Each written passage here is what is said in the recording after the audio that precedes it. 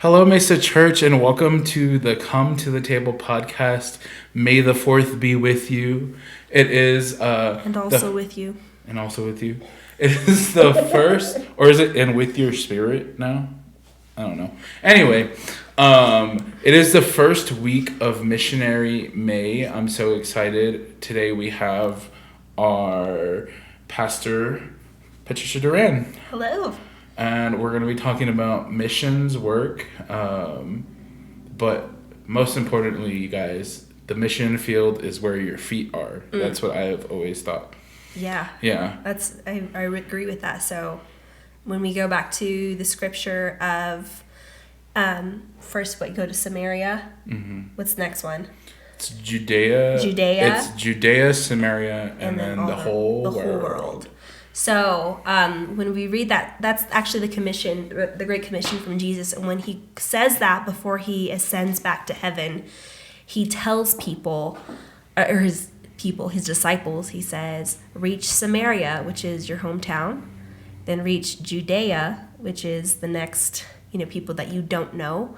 So probably your neighbor, probably people from Trinidad, and then next is the whole world. So Santa Fe. Yeah. That's okay. That's the whole world. The whole world. I was talking to Jamie, and we were talking about going down to. I was talking about Tucumcari. I was coming through from Texas, and I was like, I'm in Tucumcari, and she's like, I've never been there. I'm just like, is this your state though, right? It's just literally a bunch of mesas. I think I've been everywhere in Texas except far east, Texarkana. I've never been there. I think I've been through Texarkana a lot. I've been to Dallas, Fort Worth, Amarillo, El Paso, Austin, Gross, San Antonio. I've never been to Austin. Yeah. So I've never been a missionary out there. It's California 2.0. Okay, so. That's what I've heard. There was that old man on Instagram, and he was doing the geography of Texas, and he's all in Houston. That's where your the oil coast is, or the toxic coast is, and then Austin's where all the hairy-legged women are. I mean, he's not wrong. That West Texas was a big question mark. And it's funny. It's funny because that's the capital, so Anyway. All the Republicans are there, but they're surrounded by... Anyway, sorry. Mission field. Not the oil field. Yeah. So, I was going to say, I've been on... I think I've gone on 6 trips. Okay. 6 mission trips. The first one I ever went to was Port Arthur, Texas, which is a smallish town in East Texas on the coast. Mm-hmm. In 2005, they were hit really bad by a hurricane.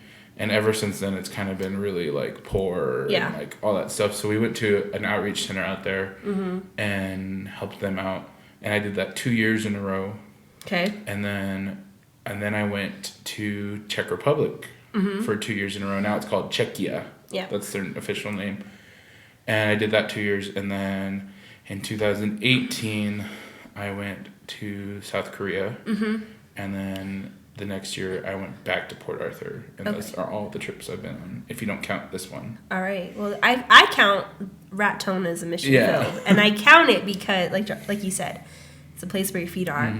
But I count it because, to me, this area is an unreached people. Yes, there may be specific religions, but I know for a fact that everyone may believe in God, but not everyone knows God. So to me, they're unreached because they don't know God in the way that they can know God, if that makes sense. They haven't been given the opportunity to know God like that. So that's why I think why me and Josh are here is because the scripture you said, Isaiah 6:8. I don't know if you want to go into it or not. Yeah. Okay. But I remember about a few years, probably 2 or 3 years before we had decided to move to Raton, Josh and I had came out here to do some an outreach here. And we did a rap concert and had all of our friends from Clovis come up, and we had this big thing, and we had this big altar call, and I remember a kid was at the altar and his ear, it got healed and he can hear in his ear, like hear for the first time in years. And he even went to the doctor too. And I remember when that happened, and then I remember seeing a bunch of like young kids at the altar, and they were just praying, and they were like meeting God for if not for the first time, at least one of the first few times that they can remember. And I just said, God, who's gonna come to Raton? Who's gonna steward this? Who's gonna tend this field? And God said, he just kind of was like, I don't know. And then finally I was like, is anyone else gonna, like anyone? And he's like, he didn't say anything. And I'm like, well, then send me. Yeah. And I felt that like so strong in my soul, even though I felt like Jonah at the time. I didn't really want to be here. Yeah. And no. So when I hear that, send me, like, it's like you have a yearning for a people to know God. Yeah. You know? Yeah, I think it's in Isaiah 6, by the way, guys. Isaiah 6:8. It says, then I heard the Lord asking, whom shall I send as a messenger to this people? Who will go for us? And I said, here I am, send me. So like when I was in college, I was going to be a teacher, and then I decided that I wanted to do missionary work full time. I still haven't done that technically yet, but I remember like praying about it. And there was this dude from, I forget what school he was from. It was one of the campus pastors. And he said to me, I was like, well, I don't know if I'm necessarily being called to this place. And then he said, well, God takes volunteers. And it's like, okay. I volunteer as tribute. Like, okay, I guess I'll do it, And so that's when I decided to go on that, like, like at that point I was like, I think I wanted to go to the Netherlands full time. And I just I had never been overseas, so I really didn't know what it was like. But being overseas, like, especially like in like Europe and stuff like that, a lot of people are aware of the gospel, but they don't like know it. Right. And I think that is unreached people, like you said, like they're like, oh well, Jesus came and he died, and it's like, well, what else? And they're like, I don't know. Right. Yeah. I don't know. And I was like, well, who's gonna do that? And like the crazy thing about the Czech Republic is, if you go there, there's like cathedrals, and there's like in the architecture you beautiful see Jesus, right? But no one there is a believer. And I mean, not nobody, but I mean, like, the church I went to had, like, maybe 15 people.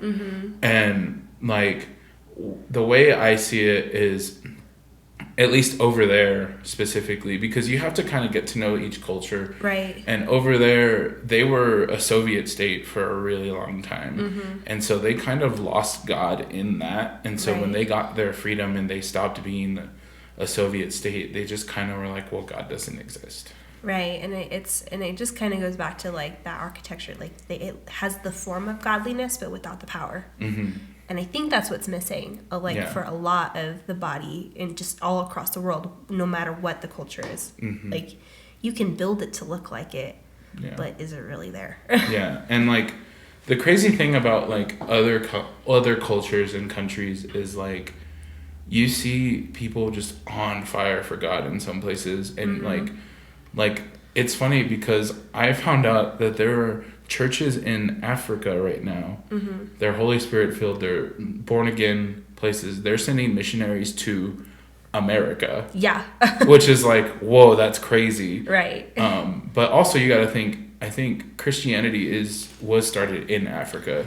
So like Ethiopia, all that kind of stuff. Right. So. And I think about those things a lot because I think in America it's almost like we're spoon-fed this gospel. And it's because it's so readily available. We're like, oh, I could pick it up whenever I want, just like how you can go to Walmart whenever you want. Yeah. And that's kind of how our culture is. And I remember kind of being stopped in my tracks because I used to have a boss. I actually worked in Trinidad, and I hope it's okay that I share this, but I had a boss in Trinidad, and he's from Mexico. And the only reason why he came to America was because he was playing baseball at TSGC. And so he got, you know, I don't know, all the lingo and he got a visa to come to America to play for college. And he said that the first time he walked over the border and went to a store, and there was all kinds of Bibles in, like, probably like a Target or something. And there was all kinds of Bibles, and he was sitting there talking with his parents, and he's like, do these people not know what they have? Like, we can't even have the Bible where we're from. Yeah. We can't find the Bible this easily. Yeah. Like, and he's just standing there in an aisle holding a Bible, you know? Yeah. And I'm like, man, like, we do not... Like, it's all, like, we don't care. And I remember one time he told me the story of how he would have to go, they'd have to go basically, like, underground to go have church in wherever he was from in Mexico, because it was, I don't even know what the specific religion was, but they were like, if you're a Christian, you're out of here. We don't like you. So they had to, like, go underground. He actually knew about the gospel from an underground church. And he's just like, these people have it. They have freedom of speech, freedom of religion, and they're not taking advantage of it. I know a lot of Christians here, they're like, we're oppressed here. And I'm like, right. No, we're not. Right. Like what? Because Tammy said you suck on Facebook? Okay. Yeah, I know. Okay. but yeah, I feel like we do take stuff for granted here. You know, there's churches out there, there's people out there that have one page of gospel, and they hold on to that. And here, it's like, I had a guy, I was a Bible study leader in Chi Alpha at the University of Houston, and I had a guy who I was kind of chasing after, because I knew he knew about the Lord, but he wasn't, like, living in it. And he was doing Greek life stuff, like, he was trying to do that. And I remember I sat down with him, and I had a conversation with him, and I said, dude, like, you know, so we should, you know, get you on track to, like, you know, serve the Lord, right? And he said to me, he said, I know of the Lord, and I will come back to him, but right now I'm just going to have fun. And that's the kind of people we have in America, where they're just like, oh, I can get Jesus whenever I want, but right now I'm just going to have fun. Right. And today, I want to warn people, if that's your thought process, like, today is the day of salvation, like, tomorrow is never promised. You don't know what could happen tomorrow. One day you could just be chilling at home. The next day there's a bear in your house. I heard they shot that bear. No comment.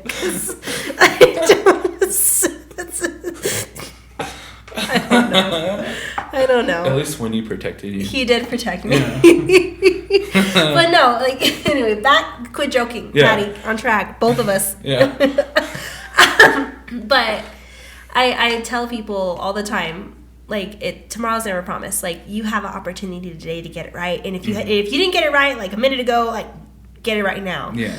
And I always tell, like, when I think I was going over a lot in the New Testament in the women's Bible studies with the ladies, and we were going over, like, perseverance and all the things that the early church had to go through.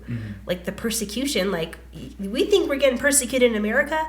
Heck no, these people, like, the Roman rulers were making laws against people that believed in Jesus, saying, oh, like, you used to be a landowner, oh, I'm going to make a law and an ordinance to say that you're not no more, and I'm going to kick you out of here, or I'm going to exile you, or I'm going to kill you. Like, we have no idea what the early church went through. We have no idea what the martyrs went through to spread the gospel. And so when they did that, like, they did it without fear, because they knew they had the assurance of Christ, right? They knew, they met the disciples, that they were not scared. Yeah. And yet here we are, like, oh, you know, this mission field is so hard. Like, we have people that were martyred for our air conditioning today. So if you got air conditioning in your church, consider yourself blessed. You got heating in your church, consider yourself blessed. You should have more than enough ample ammo to spread the gospel, you know? Yeah, but, like, you even see some of that happening now in, like, the older world, which, like, I don't know, like, it to me, as a study of history, stuff happens over there before it happens here. Yeah. And so, like, the stuff that's happening in Europe right now kind of scares me a little bit, because, like, right now they passed a law in the UK where you cannot pray around abortion clinics. Mm-hmm. Yeah. Even silently to yourself, or you'll get arrested. Right. And like, that's scary. Right. It is you scary. know, and then like they sent out notices, and I saw one of these notices. That you are breaking the law if your house is within a certain distance of a clinic and you're praying in your house, you're breaking the law. Yeah. Which is like, what? That's stupid. Okay. Yeah. So, I mean, like, for right now, I would say, like, let's count our blessings to, like, how amazing America is that we can even have this podcast, right? That we can go to church on Sunday, we can invite people to church, and there's no repercussions other than them saying, no, I hate you. Yeah. So I have like a quick story. So I went to school for communication. So I got my bachelor's and my master's in it. And one of the first classes that they threw us into, and I remember I was like, I don't want to learn about American history. I don't even remember what class it was, but we had to learn about our First Amendment rights. And I was like, this is stupid. I'm not in 5th grade. And when they sat down and they broke all this stuff down in college, and they were like, we are the only country in the entire world with a First Amendment right. Because when the Declaration of Independence was written, like, it was written with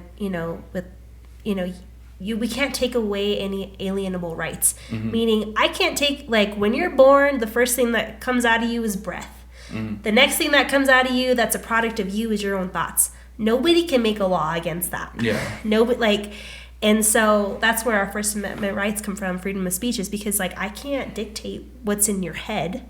Yeah. It's just, it's there. There's no law against that, you know? Like, I can't make a law and say you can't breathe, you know? Yeah, I think the First Amendment's great because you can basically say whatever you want. Right. And, like, there are consequences to some things that you might say, right? Like, yes. If you say, like, I'm going to murder somebody. Exactly. Then there's yes. But you can say it, right? Yeah. And, like, the fact that I can write a strongly worded letter to my congressman or, like, the president and just be like, you're stupid. And then what are they going to do? They're going to be like, okay, I'm sorry. Exactly. Yeah. They won't apologize. But so, like, going back to, like, the First Amendment thing, like, it even broke down, like, the right to peaceably assemble, the right to, come together in one, core belief. And it's like, we're the entire world. There's nothing like it. And I remember they were talking about, because my whole job's about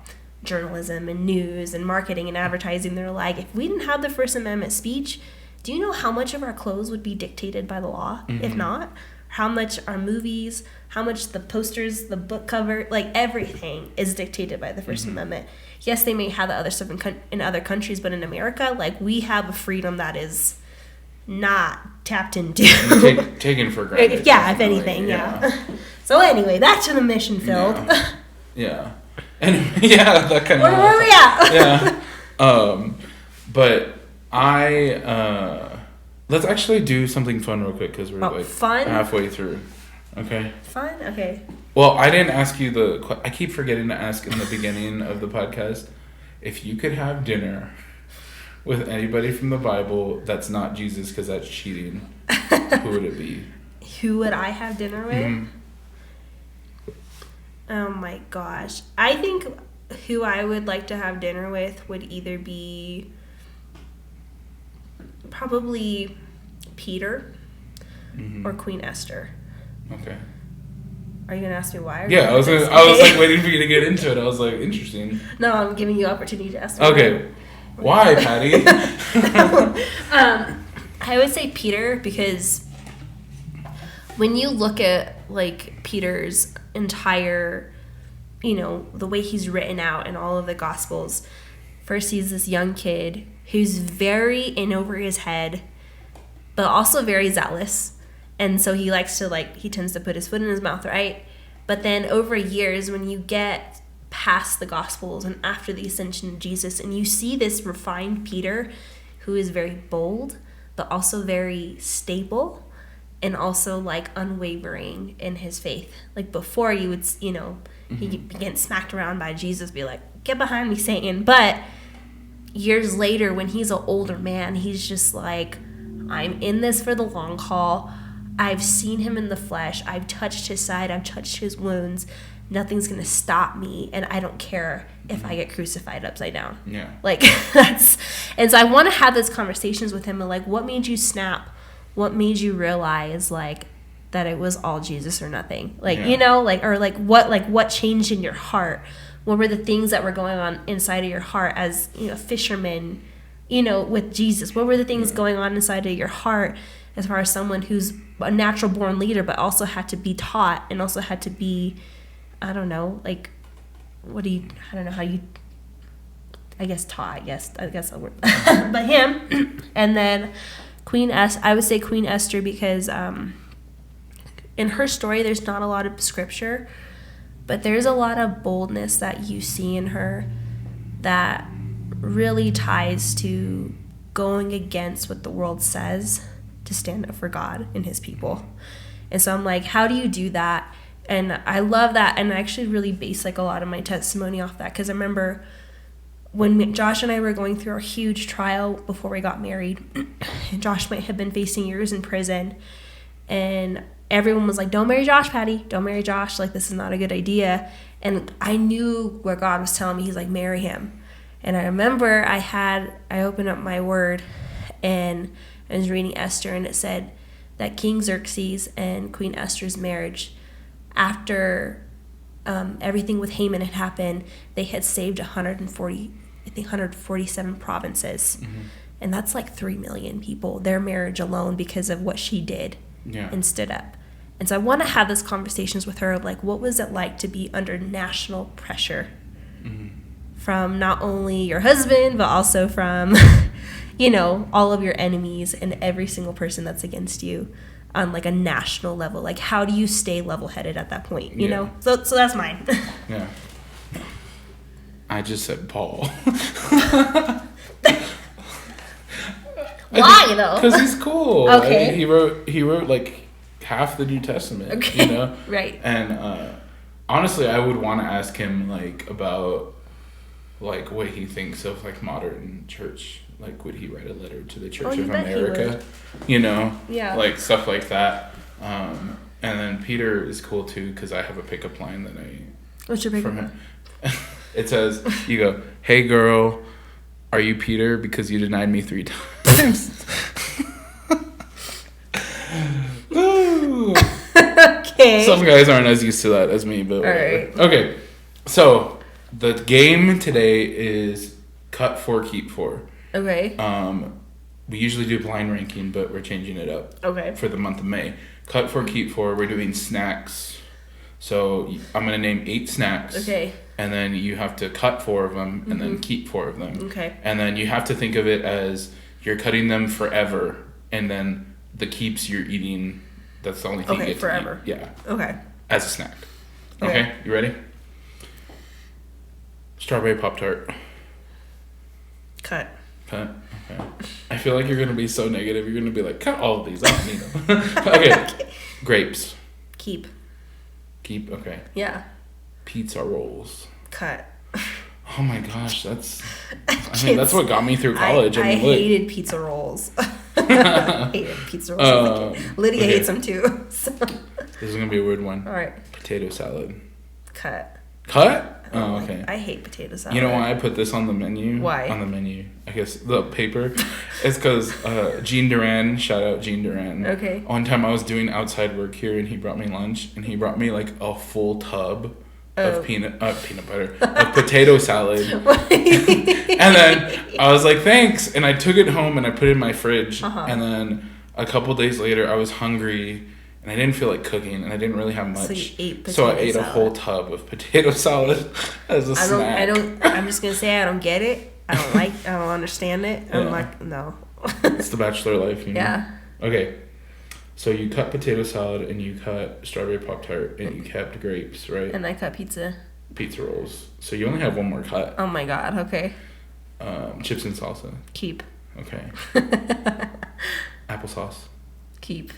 Okay. So you have one of each now. Okay. Pickles. Keep. Really? Yeah. Okay. a nacho Lunchable would be your last cut. Yeah, I don't. You don't like Lunchables? I know I do, but I don't like nacho Lunchables. I feel like there should be some meat in there. Oh yeah, I get. Well, it's a snack. Yeah, but even then, snacks don't need meat. It doesn't matter. Well, I already got chips and salsa, so I'm good. Oh yeah, you did. Huh? I'm kosher. I'm good. I tried to put some nasty ones in here to like. Potato salad is nasty. Yeah. Yeah, that's what I was gonna say. It's not that great, but if it's all you got. Like, I'll eat it if I have to. I was literally in bed with a tub like this, and I was playing Minecraft. That tracks. Okay.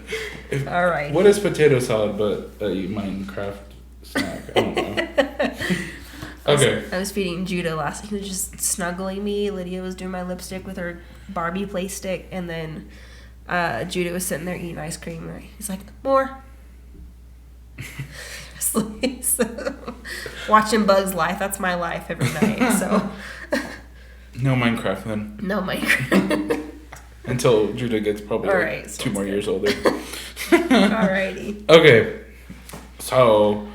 I was going to talk a little bit about my trips. Okay, go for it.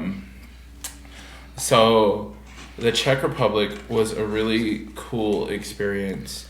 Not just for, like, the holy part of it, but, like, the history of the country. Prague, the Czech Republic, is the capital. And we flew into Prague. And it is, you guys can Google it. It's, like, the most beautiful city I've ever seen. Like, it's... all old architecture, and it's because Prague is one of the only major cities in the European continent that wasn't just destroyed by World War II. And so a lot of that architecture is like actual architecture from the beginning. And we got to go into like the cathedrals and stuff that are like Gothic and like beautiful and but like the main thing we were doing there was we were on the campus of the university there. I cannot pronounce the university name.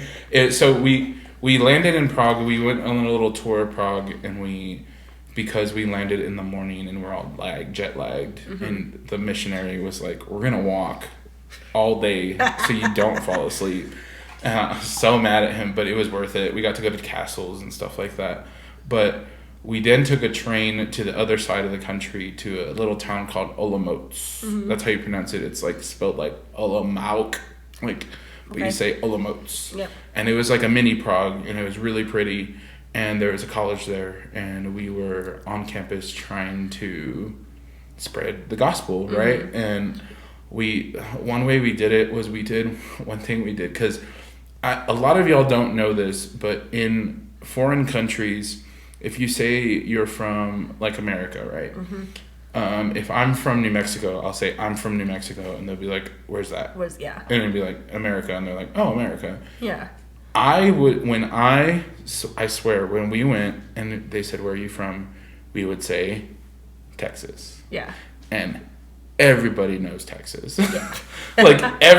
Everybody knows, like, Texas more than America, honestly. Yeah, I think that they think that all of America is like Texas. Yeah, they're like cowboy, like, do you ride horses and when stuff? When you think about the founding of America and the expansion, they're like, oh, they drove across the country on cows. Yeah, and like another thing is funny is they don't understand how big America is either. So like they're like, well, I'm gonna land in New York and then we're gonna go over to the Grand Canyon and then we're gonna go to Disney World, and I was like, that's like 4 days. Yeah, you're driving. You're gonna be dead. Yeah.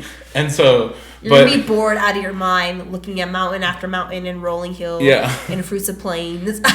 Oh God, driving through the Midwest. Yeah, like you're just gonna be so bored. Even like once you like get out of like Dallas coming here, it's like it's all prairies and stuff. But anyway, it's not fun. So we had something called Texas Night. That was a ton of fun. We did like two-step and like just like stereotypical Texas things. And I was the host. Like I was like the guy who was like talking in the mic. Yeah. And I had to have a fake accent and all that stuff. Because I don't have a Texas accent, guys. I don't think I do I? I say y'all, but it's not like I'm like, howdy, how you doing? No, you know, that's like a southern draw. You don't have that. because I'm from the city. Oh, okay. Yeah, All but right. Cosmopolitan. Yeah, but we had. I was gonna tell you all a funny story because we had a chili cook-off kind of thing, and like not New Mexico chili. Ew, I'm talking about Texas Patrick, chili. You cannot. If you want to spread the gospel, you gotta love chili, bro. I love Texas chili. No, I don't think you. Okay. I don't think you've ever had chili in your life. So we were making Texas chili, and we pretty much took all the necessary seasonings and stuff over there with us because they don't obviously have that. Yeah. So the guy who brought the seasoning forgot the chili powder, which is like, oh my God, that's like number one. And then the missionary was like, oh no, we have chili powder here. And we're like, oh, okay. So we went to the store, and again, everything's in Czech, so we can't really read anything. So he picked up the chili powder. Turns out the chili powder in the Czech Republic is just dehydrated cayenne. So we had a spicy and a non-spicy one, and the non-spicy one almost killed everybody. The non-spicy one? The non-spicy one had a bunch of cayenne in it. Okay. Yeah, so it was bad. And then we had a jalapeno eating competition. I don't know. It was like pickled jalapenos, and they were like all dying, and one guy threw up. And I was just like, it's... So this is how you spread the gospel. It's not yeah. But we did. We eat chilies and we throw up. We had a lot of fun, and then we played football. And taught him how to play football. It was a lot of fun, and we invited him to church and the actual like Chi Alpha. I was gonna say ceremony, Chi Alpha service on that weekday night. And I actually got to preach on the Sunday at the church I was at. Again, it wasn't that many people, but it was like the first time ever doing something like that. Mm-hmm. And I was really scared, but like the Holy Spirit like really like moved through me in that because I had written that message like 2 weeks before I went because I was nervous. Mm-hmm. So I was like, I got to get it done. Mm-hmm. And when I got there, Steve, who is the missionary there, he told me, well, what you're going to need to do is you're going to need to write your whole sermon out in complete thoughts because the translator needs complete thoughts. Mm-hmm. And so I said, oh, yikes. Yeah. And so the day before, I stayed up till like 2 or 3 in the morning over there, which would have been like regular time over here, so it wasn't too bad. Mm-hmm. But it was like, I stayed up to 2 and 3 in the morning just writing out complete thoughts. And then... in that time, like, I was preaching about, like, obedience. Mm-hmm. And, like, it was kind of preaching to myself about just, like... because this was before I even decided that I wanted to do mission work. I was just doing it because literally they were like, we're going overseas and we need more guys to volunteer. And so I did. We need a warm body. And so they... basically, I was preaching about how... the measure of success is obedience. Mm-hmm. So, like, being successful in the eyes of God is obeying his orders, not necessarily, like, seeing the fruit of it. And I was just talking about, like, what we do in America for Chi Alpha and stuff like that. It wasn't, like, a big message. But as I was writing it out, the Lord gave me, like, a story. Mm-hmm. And I think I've told it on this podcast before, and it was called The Apple Story. And it was really great. And, like, I remember, like... saying it and like people were like actually like moved by it and I was just like, that's weird. Patrick. But like that's when I felt like I remember I was texting with my resource leader who was like my leader, the leader of the leaders was the resource leader. Mm-hmm. And we were on a trip at the same time. He was in a Middle Eastern country that I can't say, and I was in the Czech Republic, and I was like, it's so interesting how, like, hungry people are without really realizing it, right? If anything, people in the world want hope, right? And you have that in your... like, if you are watching this podcast, most likely you have Jesus in your heart, right? You have him in your mind. You have the scriptures. So why aren't you... doing that? Like, why aren't you giving that to people, right? It's like the joy of the Lord is important for everybody to have, right? And so it was just a really interesting trip. Yeah. It was. I remember, I still have it, like, if you guys ever come over to my house, there's a map of the city of Olomouc on my wall, because I have a missionary wall. And maybe I'll take a picture and I'll post it with one of the podcasts. But my friend who I met over there, his name is Kuba. And I stayed at his house. That was a lot of fun. We became really good friends. And I remember the running joke was we were all speaking in terrible German accents. Right. Because they don't like Germany. Yeah. So he got a map of the city from, like, the tourist place. And he drew a line from the train station to his house. So you know. And he was like, next time you come, you'll know exactly where to go. And man, that was sweet. And, like, I made a lot of friends over there. And then he actually came and visited us in Houston one time. And I miss him. It was a great experience, and I would love to go back to the Czech Republic. Awesome. Just an amazing So place. I do have a question. So when it comes to, like, going overseas, and, like, why do you think that it's important to have kind of, like, these little icebreaker events in, you know, these mission fields, so that, you know, like, why do you feel like that, like, your jalapeno chili cook-off?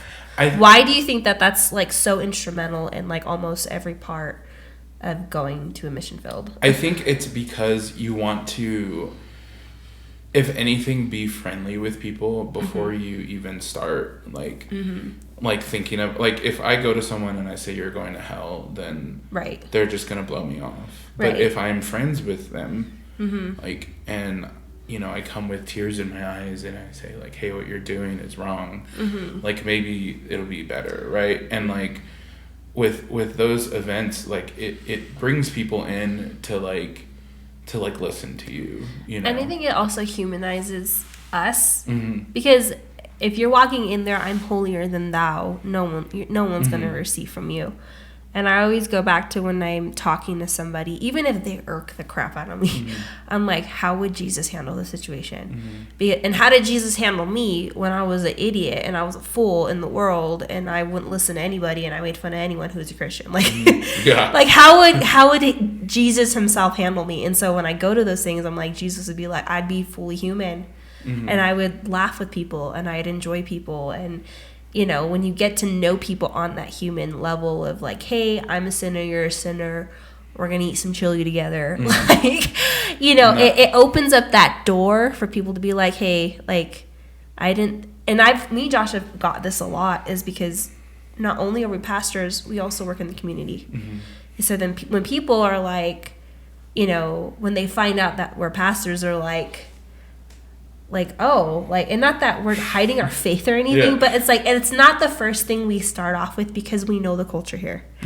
And so when people know us in the community as being very reliable, being level-headed, as always being hard workers, always trying to help people out, it opens up their hearts and their minds to say, okay, I know them, they're my friends, there's somebody that I could trust, like, on a normal human adult level with anything.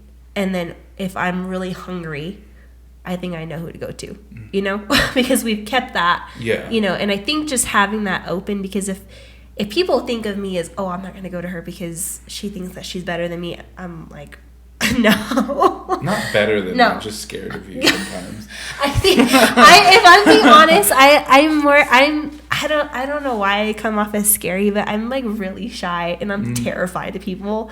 I'm terrified to say hi first, and I'm, like, walking through this really hard season right now where, like, it was me and Judy. So Judy was always the, you know, she was always the one to say, hi, how are you? And I'm hiding behind her. I'm hiding on stage. And now I'm, you know. She was the extrovert, basically. And so now I'm the one that has to go out and say hi to people. And not that I'm reminded that, but it's just, like, that's just who I am. I like to curl up on the couch and watch a good TV show. I don't.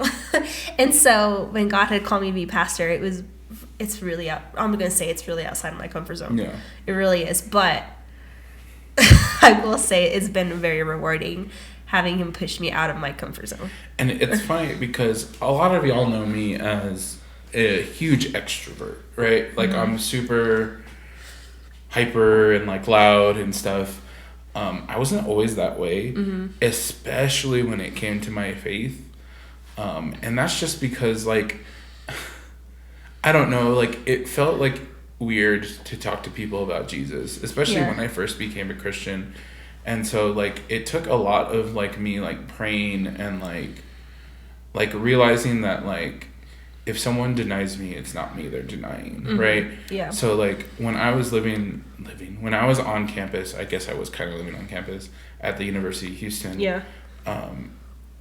I was, like, the person known to evangelize. Like, I had a sign, you can look on my Facebook page, that said, like, you are so loved. Yeah. Or, like, free hugs or something like that. Just to get people in, you know, we'd have, like, a little board that had, like, a random question, like, what do you think love is? Or, like, something like that would kind of break the ice with people. But I would still get people, and, like I was kind of like how Judy was with you, like, people would come up behind me and, like, scoop up some of the guys I was talking to, like, you know, get them involved. Like, I would be, like, the icebreaker and then move on to the next person, you know? And, it takes a lot of courage and a lot of prayer too, because I know there's been times where I talk to people and they've told me the nastiest things. Right. Like, they'll say it, like, I think I've used this before, but, like, one guy I was like, do you want to be my Bible study? He said, I'd rather kill myself than be in your Bible study. And I was like, yikes. Yeah, okay. and I remember, like, my resource leader, Oscar, he would be right there, like, not talking to people necessarily, kind of, like, supervising us, I guess. And he would always high five us when we'd get rejected. And he'd be like, you're doing the work of the Lord. And I think I'm thinking back on, like, my college days, and, like, I was such a new Christian, but I had this excitement. So I think about it now, and I'm like, man, that was so cringe. I don't know why I said that. I don't know why. Like, I just, in my internships at school, I remember I would have to, like, write about who I am, and I'm like, oh, I'm just a girl who loves Jesus. Just, like, you know, and it's funny because, like, you meet me in person, and I'm just, like stone cold face. Like, I don't think you love Jesus. But I think about that now, and, like, I used to, like, think about it really a lot, and I used to get, like, oh, that was cringe. Oh, why did I say that? Why did I do that? And then now that, like, I have children, and so there's times when I feel like I've lost that zeal, and I'm like, man, I wish I had that excitement and that zeal to where I didn't care about what anyone thought anymore. Because, like, after a while as a pastor, you hear everyone's thoughts about everything and everyone's opinion. And not that I don't listen to those, but it's like, I know what God has for me, but when I hear someone come to me and they're like, I think you should do this, or I think the church needs to do this, or I think the elders need to do this, and that's not what God's given us. So, like, it's almost like I have to roll my eyes a little bit, but at the same time, I'm like, I wish I was 19 years old again, and I could be that cringe self I was, and just spreading the gospel in whatever way, and I didn't care because I was so excited, and you know. I remember one time, someone was walking by me, and I said, do you want to join Bible study? And he said, no, I'm good. And I said, no, you're not. Jesus is good. You are well. And he just kept walking. And I thought that was the coolest thing anyone had ever said. I was like, did you hear what I just said? Oh my gosh, that's the Holy Spirit. And I was just... I just look back at that and I'm like, what were you doing? What were you doing? Oh my gosh, Patrick. Yeah. Anyway, okay, so I have another question for you. So, what made you decide that you wanted to do mission work? What, like, was there a specific situation, instance, memory, anything? Not really. It was kind of like just in Isaiah where, like, I was like, I mean, I'll go, you know, and like, I remember, like, thinking, and I was like, man, if I do this, I'm dropping pretty much all my dreams, right? Like, I might not get married, I might not have kids. I mean, I still don't, but whatever. And then it's whatever. And then, like, you know, I was like, I might not get to teach ever and stuff. But like, the Lord was like, I remember I was praying at a conference, and he was like, you will lead many people and you'll still get to teach. Like, he was like, the difference between what you're doing, what you want to do, and what you're going to do is you're going to be doing it for me. And I was just like, okay, you know? And because I never thought in a million years, especially in that moment, like, this was like almost 10 years ago, and like, I never thought in my wildest dreams that I would know Bible verses. Yeah. Or like anything like that. I was like, there's no way I'm gonna like memorize this thing. This whole big thing. And like I still like, I don't know the verses, but I know the verses. So like, I'll be like, well, in the Bible it says this, and then like I can be like, where is that AI? And they're like, it's right here. ChatGPT, I need some help. Thank you, please, love you. Yeah, and so like it's really cool to like to do that, and then like again when I'm teaching, so like when I'm preaching or something like that, it's really cool to like get the Holy Spirit involved.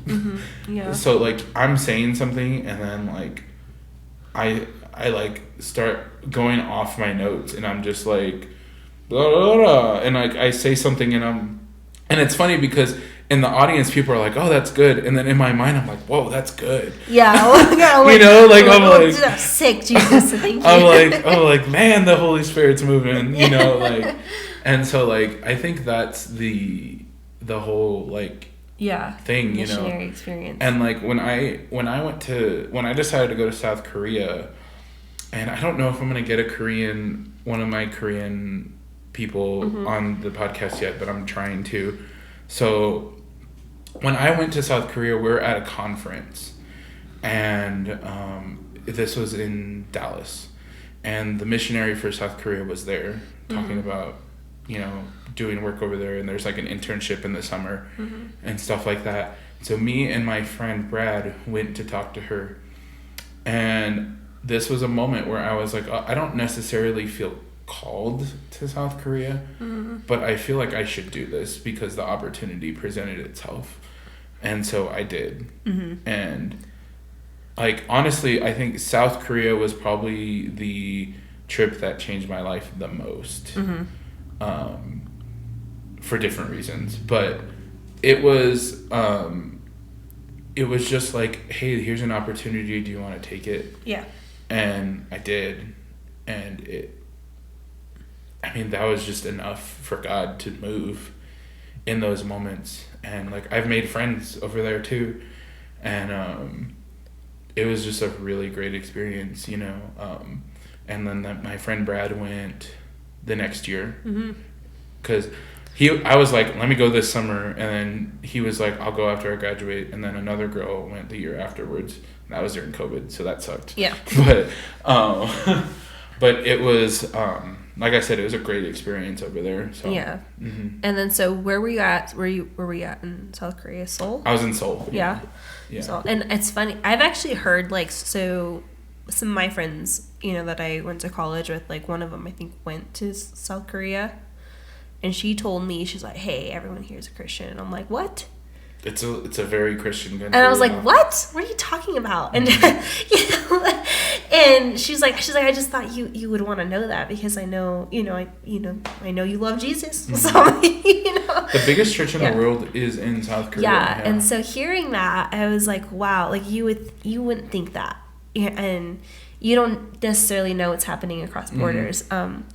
So I don't really have that much experience in mission fields as a pastor. I know lots of missionaries, heard lots of crazy stories, like tons of crazy stories. But my friend Haley gave me this book one time because, well, she said there was just little things as we were planning the church and getting Mesa Church started. And missions and the Great Commission kept coming up. Just in everything that God was telling us to do here in Raton specifically, because he's like, it's an unreached people group. You know, you're going to reach the place that you don't want to reach. You're going to reach your neighbor. You're going to reach, you know, your wider range community and all these things that we kept going over. And I remember Haley gave me a book, and it was talking specifically about missionary work. And I remember I read it, and I remember that book like changed a lot of things of how I felt about, because I was like, I want to go to, because me, like you said, you become a missionary, you give up everything. You give up your dreams, you give up the possibilities of a bunch of things when you follow the call of God. And I felt like I was giving up. I've always felt like I was a big city girl. I'm going to move to LA. I'm going to move to New York. That's me, Patrick. Okay, so thanks. But no, that was always my heart. Like, I'm going to be something big. I'm going to do something big. And whenever God called me to Raton, like, it was like, I don't know if I want this. And I wanted to step back. But I remember she gave me this book, and it was just talking about how, like, when you plant a church, wherever you're at, plant it, but also be intentional with not just reaching, again, your Samaria, your Judea, and your Judea is I got it backwards. I'm realizing it now. Your Judea is where you're from. Your Samaria is someone you hate. And then you reach the rest of the world. Yeah. And so in this book, it was saying, start giving to missions. So as a church, we, like, our entire church gives to missions, whether you realize it or not. So if you're giving our tithe to here, I want you to know probably 10% of your income from the church in general is going to missions. And when you do that, because when you try to fulfill God's commission by reaching your Judea, so Raton, your Samaria, I don't know who we hate in Raton. I'm just going to say Trinidad, because we don't like the Trinidad miners. We're Raton Tigers all the way. Yeah. So let's just pretend, okay? Yeah. So then we're going to reach our other communities, and then we're going to reach the rest of the world. But when you start giving to missions, your church grows very quickly. And there were, like, all these really instrumental things, and it's because you're trying to fulfill the Great Commission in its entirety. Can I tell you something that supporting missions does? Yes, tell me. So I'll give you an example from Korea, right? South Korea and North Korea don't like each other, right? And North Korea, everyone knows, is a terrible country. Yep. So Seoul is probably like less than 100 miles from that border, which is crazy. Yeah. So we actually got to meet some defected North Koreans while we were there. And there are ministries that you can support. I'll try to look some up before I post this, and then I'll post it with the link. Yeah. That they send Bibles over the border. Like, they smuggle Bibles into North Korea because Christianity is highly illegal in North Korea. And so these people, like, they're like those people I'm talking about, where they have that one page of scripture and they're holding it to their heart. Yeah. You know? And, like, let me tell you, North Koreans are the most Christians I've ever met in my life. Yes. Yeah. Like, they are, like, on fire for the Lord, and they're like, he will, like, their faith is higher than anyone I've ever seen. And I would say that about Korea. That's so cool. Yeah. One thing I always think about is you hear this a lot in the mission field. You hear, we need to hurry the coming of Jesus. And that's really when you read your scriptures and you read the New Testament, it talks about how when the fullness of the Gentiles come into the kingdom, meaning everyone here who's not a Hebrew or Jewish by birth, who's not a part of that people. So Gentiles, me and you, Mexicans, everyone else in the world. When every tribe, tongue, and nation hears about the gospel for the first time, then Jesus will come back. Yeah. And that's what scripture says. And so when you spread, so that's why I think mission work is important, because it's like, I don't know about you. I know there's a lot of people that live in this world thinking that once the world ends, it's going to suck. But if you actually have some great eschatology and you're a Christian and you know your eschatology and you know that the end of the world means Jesus is coming to be with us, you're not going to be so scared. Yeah. So when I say hurry the coming of Jesus, I'm meaning I want justice. I want everyone to come to God. And so if you can, give to missions, because we're trying to get every unreached people group reached, so that Jesus can come back and make things right. because that's our whole message. Like we're waiting for him to come back again. Yeah. You know, we have that Maranatha cry in us where we want more. We just want him to come. Yeah. And I think about, you know, just here in Raton, like how much he's changed things. And he's already here, but like I want the whole world to experience the peace that we have, the love that we have. It's not just about being Gucci with God. It's about like really knowing who he is. And one of the things that I've been praying about for Raton is that our church starts a kind of like an outreach, I guess, like a evangelical missionary group where we go to these towns around us that, you know, like Cimarron and like Springer and stuff like that, and we are missionaries there, kind of. Right. Like where we're not necessarily, we don't live there, but we go and we're like, hey, have you heard about Jesus? Yeah. You know, just because like I think that is just necessary in this area, you know. Yeah, and I think and like when we're, even for like this last year when God gave us the word, like Easter Church will be a church for the region. Like it's not just Raton. Like we have a wide, I'm thinking back to all those times when God had given us visions for this area. It's very specific. Like I remember crossing specific highways by Roy and Mascaro, and God's like, this is your land. And I'm like, what do you mean it's my land? He's like, this is where I'm going to plant you. And these specific borders that he's given us, from like Las Vegas, New Mexico, all the way to Pueblo, Colorado, from, you know, it's funny because sometimes we think we're the only ones tending the ground that God has, but he's got a bigger plan in place. So like we're hearing of all these revivals happening in Clayton, and they're happening in Walsenburg, and they're happening in Trinidad, and little things are popping up in like Las Vegas, New Mexico, and Wagon Mound. Like I'm telling you, God is on the move and he's doing something. Yeah. And I'm just a worker, a part of it. Yeah. That's really what I am. And so every time we reach a region for Jesus, it's not just the region, it's states, it's nationally. Like, and if 12 people could set, like Josh said, 12 people can set the world on fire, then how come 120 of us in our own church can't do it? Exactly. Right? Yeah.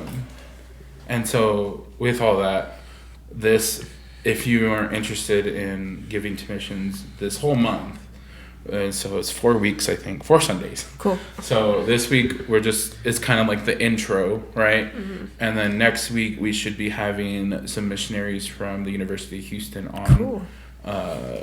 They're my friends, and I know them personally. Oh, so they're not my friends. Yeah. Okay. If not, I do know people from other campuses around the U.S. I know people at Clemson, and I know people at like some other Texas schools. Mm-hmm. We'll have some people on from that. If you want to support U.S. missionaries, we're going to have somebody who plants churches. I think she has one in Honduras, and she's going to do one in Africa soon, I believe. Cool. And then, of course, like I said, I'm going to try to get one of the missionaries from South Korea to come on. And who knows, maybe we'll send a team to one of these places, you know. That'd be pretty cool. Yeah. But thanks for listening / watching, or I guess watching because we're not on Spotify yet. But we don't got that kind of money. Yeah, we don't have that kind of money yet. Give to the podcast. But yeah, thanks for watching, guys. If you have any questions or thoughts, feel free to comment them, share this post, all that kind of stuff. And we love you, and we'll see you later. All right, bye. Bye.